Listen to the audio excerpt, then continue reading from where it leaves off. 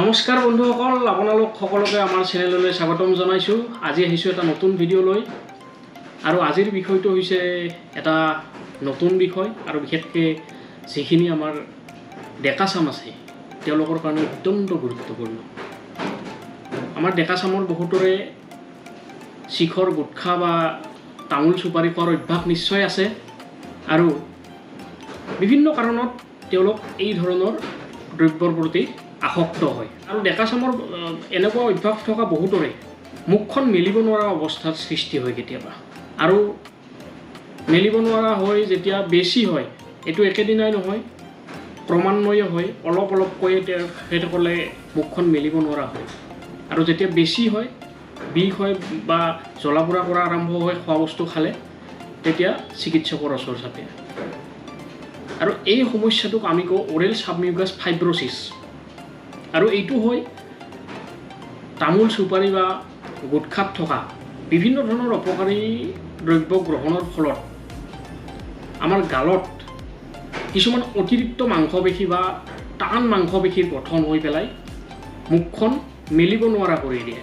মানে গালৰ মাংসপেশীবিলাকৰ ইলাষ্টিচিটি বুলি আমি যিটো কওঁ, টানি দিলে বহল হোৱা, জপাই দিব পৰা সহজতে, এই ধৰণৰ ইলাষ্টিচিটিটো কমাই দিয়ে, যাৰ কাৰণে তেওঁলোকে মুখখন মেলিব নোৱাৰা হয়।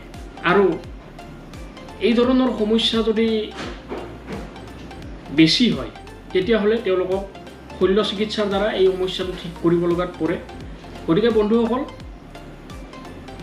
আপোনালোকৰ চিনাকি কোনোবা বা নিজে যদি এই ধৰণৰ দ্ৰব্যৰ প্ৰতি আসক্ত, তেতিয়াহ'লে এইবিলাক এৰাই চলিবলৈ চেষ্টা কৰক আৰু যদি পাৰা নাই আমাৰ পৰামৰ্শ লওক, আমি জনাম কি কৰিব লাগে।